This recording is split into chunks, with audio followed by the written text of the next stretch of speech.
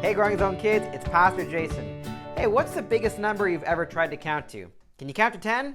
I hope so. Can you count to 100? Can you count to 1,000? Can you count to 1,000,000? I don't think you've ever counted to 1,000,000. That would just get so complicated and that would take a long time. I can't even imagine what 1,000,000 things are like. But did you know that probably around 1,000,000 people came out of Egypt?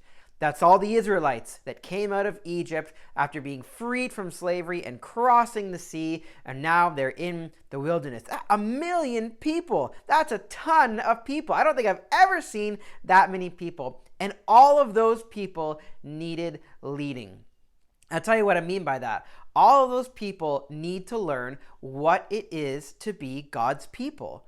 Right? They've just come out of Egypt, but now they're the nation of Israel, and they need to learn what it means to be God's people. In order to be God's people, they need to understand what God thinks about things. They need to know what his laws are and what his commands are. So the people of God did not yet know God's commands. They were going to know soon. God was going to give them to them, but they didn't know yet. And so they went to the only person they could think of that God spoke to, and that is Moses.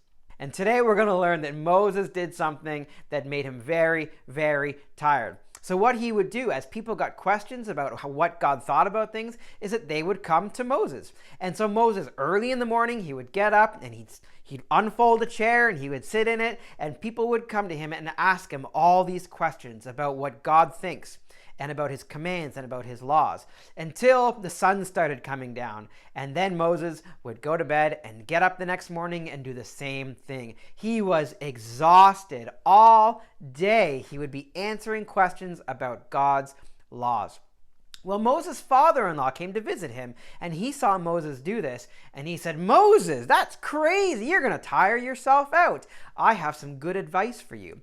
And so he gave Moses this advice. Moses was to find some people in the community who were known for being good people, who were known for making good choices and good decisions and doing the right thing even when no one else was looking, and people who were not selfish and who were always caring for other people. And these people, Moses would give them the job of deciding the little things that people had arguments over, and deciding and answering the little questions that were kind of easy. And then the big things that people had really big questions about God's commands, they could bring those to Moses. And so Moses didn't have to work as hard, and the people who Moses trusted could solve the little issues that the people had. Well, this was good for Moses.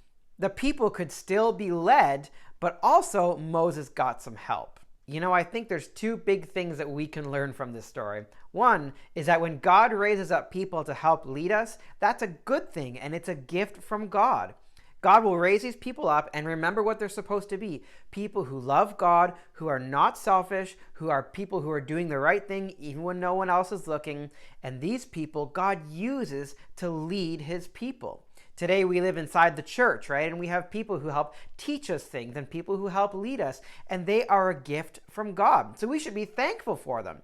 And our job is to be humble, which means don't get angry when they try to lead us, but respect them because they are people who are trying to teach us and people who care for us. So we should learn, one, that godly leadership is a good thing. It's a gift from God. And you know what?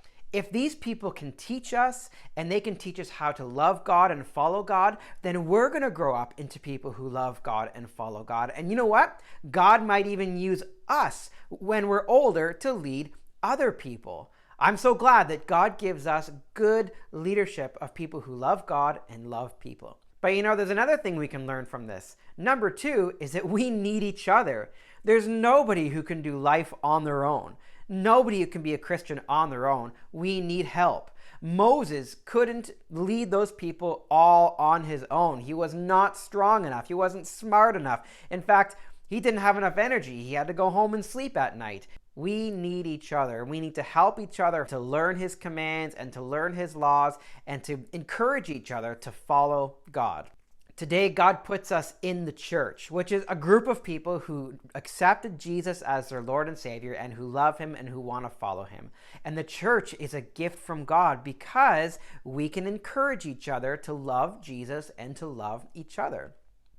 Moses isn't a superhero. Nobody's a superhero. There's nobody that can do this on their own. Really, there's only one hero, and that's Jesus. Jesus is the only one that took the world upon himself. What I mean by that is he took the sin of everybody upon himself when he died on the cross, and he is the only one to take it and to beat death by being resurrected from the dead. And so Jesus is our superhero, none of us. That's why we need each other. So let's thank God for each other and help each other trust and follow Jesus. All right, kids, don't forget to learn your 10 commandments. Head on over to YouTube and watch the video over and over and over again so you can learn the 10 commandments and the hand actions that goes with it.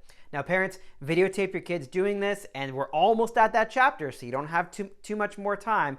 And text me the video or email me the video, and I can put you guys in the live stream on the week that Pastor Mike teaches about the 10